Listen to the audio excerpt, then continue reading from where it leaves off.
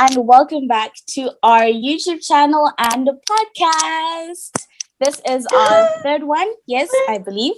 And today we're here to talk about relationships, a very common topic amongst us teens.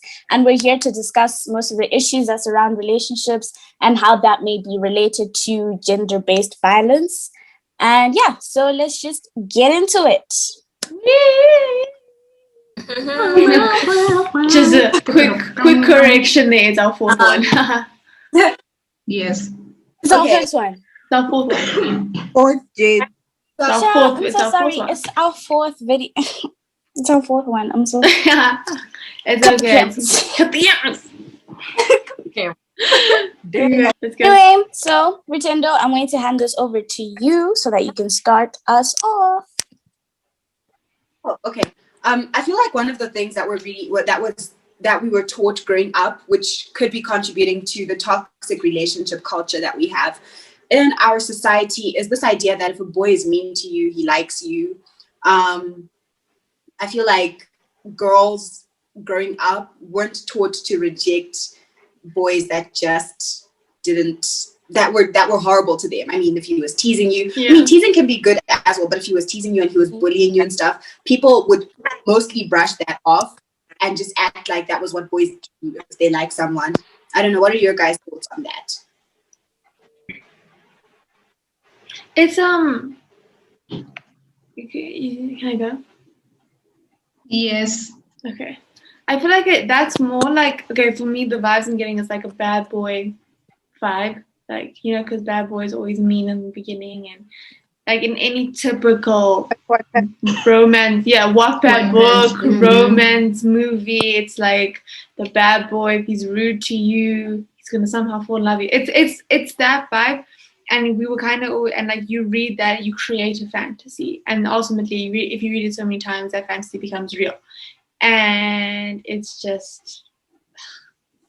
like not real, and it's such a thing, and that develops into something so toxic, and it develops into something so abusive, because when you do get into a relationship like that with someone who was mean to you, and maybe they see that, oh yeah, they have a soft spot for me. No, they can see that you're going to do anything for them. And that was kind of, I don't know, for me, it was kind of that was kind of what came up. Like and the fantasy is that, oh no, it works out. The real reality of it is that it becomes a very abusive and toxic relationship that you might not be able to get out of. Yeah, there's a motherhood complex to it. Elaborate, please, ma'am. Yeah, I'm sorry, but Nicole's gonna go. But like this whole idea that he's been so hurt by the world and that's why he's mean, and you just need to break past that bad boy facade, and then you'll fix him and you'll open up and you'll be the girl to change him, and that will make you special. And it's like this idea that your worth comes from the ability to be chosen by the hardest guy to be chosen by. And that was basically what the current of Wattpad. And I think someone should analyze the effect of having that platform available to us at such a young age, because that couldn't have been healthy at all. Basically, I just think that from a young age, we're just really taught to accept toxic nature, because you see that sorry, ndakanga. Oh yeah. Okay. Like the whole, if he's mean to you, he likes you. So obviously, if you're telling like a 5-year-old that, and they're gonna carry on with that mentality till high school, their young adult life, even till marriage, there's a problem, because you never know the difference between him just being like mean or teasing you for banter and him abusing you. And I feel like that's really an important thing that like goes wrong in relationships, is that like the things we're taught at a young age like really do have an impact on how we choose our relationships, I guess. I really do agree that it's really important, even from a young age, to be taught what abuse is, like to be taught how you're meant to receive love, what abuse is not and what abuse is. So I was once in this a relationship. I feel like we can't even call it a relationship because I was just too young. But I was in this relationship with this guy where he would say like really awful things to me, and his boys or like some people I thought were my friends would say things like, no, that's okay, that's just who he is, that's just how he is, he really likes you, and stuff like that. So you would just continue to be like, oh, okay, I guess it's normal, I guess it's cool. And also seeing it around you in movies and stuff like that, where a girl falls in love with a guy and they start talking, then he just starts ghosting her, or he says mean things to her, or those Wattpad books, where it's like in private he's all lovey-dovey, then in public it's all of a sudden, I don't know you, who are you, you're broke, you're poor, you're ugly. And it's like you're now confused, but because you're being told, no, it's normal, no, it's okay, no, he loves you, no, he cares, you just get used to it and you put up with it because you think that's what I deserve and that's how things should be, when in reality it really isn't at all. That is not the blueprint. Abuse isn't the blueprint for a healthy relationship at all. What I wanted to say, that all of this just centers around the idea that men are supposed to be aggressive, men can be aggressive, and it should be acceptable because they're masculine, and women are this way, men are this way. So it makes sense that as a boy, it shouldn't make sense, but in the society that we live in, it makes sense that when a boy does something aggressive or mean or rude, it's like he's fitting in, he's doing what we expect, and he grows up that way, and then we think, yep, you're doing a good job. And because people have made that so acceptable, it's just about gender roles for me. Yeah. And I think there's also like a very fine line between like, because you could, let's say in a relationship with someone, maybe you want a bit of rough, right? Like if you have a big head, you want this to be telling you, you have a big head, right? But like there's a difference between just teasing you for having a big head and then like tearing you down. Because like, let's say you communicate, you're like, when you tell me I have a big head, you make me sad. Like I cry myself to sleep thinking this boy thinks I have a big head, and he continues to do it. That's when it becomes. That's when it becomes. That is when it becomes problematic. So I think like just in general, like.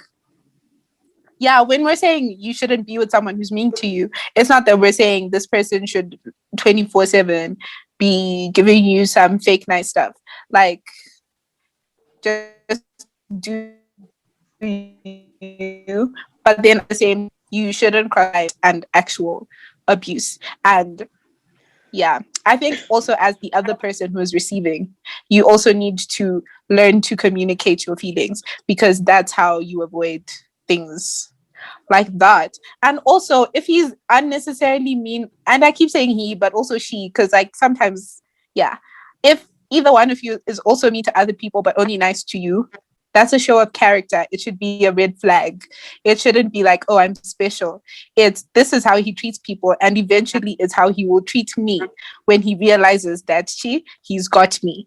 So it shouldn't be something that attracts you to this person. So honestly, I say it's a red flag. But at the same time, like if you insist, then you will always get to a point where you actually learn the lesson. So yeah, to piggyback off of what Savannah was saying, like I think it's so weird the way people be like, because I like to piggyback. When people are like, oh, my male friends are so mean to me. And I think it's like you set that standard. A lot of girls have male friends where if that male friend was a girl and treated them the same way, they'd be like, no, she's toxic, I don't want her in my life. But when it's a boy, like all of a sudden the treatment changes.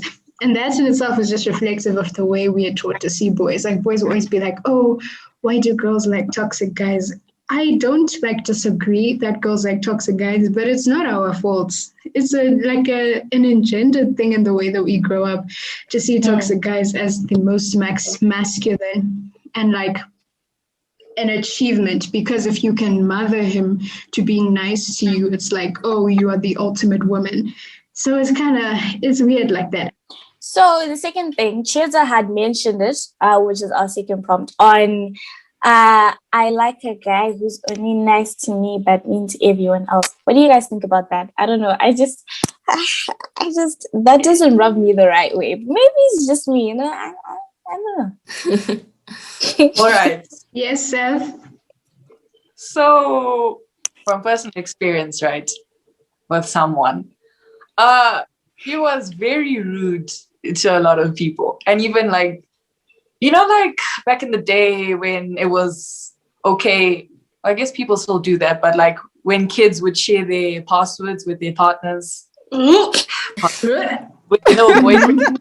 Why I do will people never be do able to that? relate to that ever. That was Stop embarrassing. it. Oh my days. Guys. It's okay, Anyways, Savannah. I We can't moved take it on. back. I This boy relate would be in my strongly to DM. that. This boy would be in my DMs responding to people, and like at first it was funny. Like a guy hits me up and he's like, "She has a boyfriend," Then I'd be like, That's not right? me. That's so cute. He cares. And then it slowly became like friends messaging me and he's responding. And then it became people that I know he doesn't know. He'd respond and it would always be rude. And people would be thinking, what is going on with Savannah? But it wasn't me. It was the boy. And then I slowly realized like this isn't cute. This isn't it. It's a little crazy. And like it's just I don't really have much to say on that. Just that it gets very hectic very fast, and it's not cute for people to like see that happening in your relationship and see a guy just controlling you like that. That was a bit controlling. So I think like that jealousy thing that, oh God, this guy is rude, this guy is jealous, that's toxic. It's not cute. It doesn't mean he cares about you a lot. It's possessive. Anyways. I think a lot of the time, people are under the impression that he's rude to everyone but you, but he's still like rude to you in his own right. Like, that's true. It's very difficult to understand, even just like by being rude to the people around you, creating that energy where like now I'm hesitant to be around my friend because I don't want to be around that person. And I will only be with you when you're not with that person. Or just like messing with you. Because it's easy for them to mess with you when things are like that.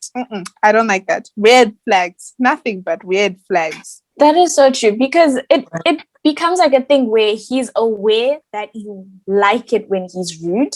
Because I mean, to him, he might just cancel out that part that says rude to other people. And then already he's like, oh, so she likes my aggressive nature. And he's like, yes, sir. Then he starts blue ticking you. He starts airing you. He starts in public. He starts saying these nasty comments about you. Like, bedroom talk, things that you just say like behind closed doors about each other. Then in public, he starts saying like your little secrets and stuff. And you're like, okay, like he's not directly being rude to you, but he's saying things that like are giving off negative energy, and like off vibes. So I think as much as he might outrightly be rude to someone else, he's just going to be passively rude to you as well. Or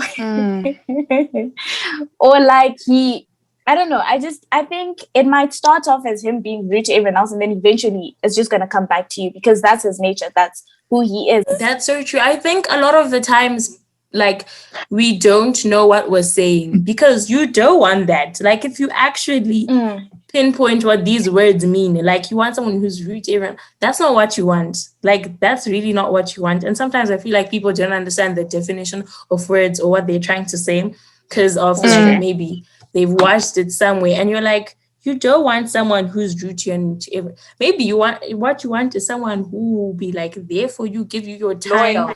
make sure. Yeah, you want loyalty. You don't want, but that doesn't mean that they're rude to other people or they can't interact with other people. Like, you want the person to be for you, but you start creating this idea that it's okay and it's normal, and you just continue creating a cycle where you eventually get married to someone who abuses you or abuses the people around you, actually, because these are people who might start abusing your in-laws, your cousins, your friends and stuff like that. And it's so abnormal. They start to close you up and they create like this small circle where you're now trapped because they've pushed everyone else away from you because of who they are.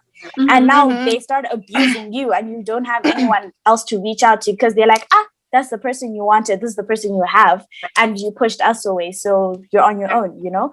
So I think it's not okay. It genuinely isn't okay. If he has no regard for what you value as a person and what you see and what hurts you, that's a problem. It's not an apology. It's just an excuse. And I'd be like, oh, my nice and shining armor. Or like he'd really just be excessively rude and it was unnecessary sometimes. And then it got to a point where he would do it to me, right? You have to learn to care about yourself more and respect yourself more.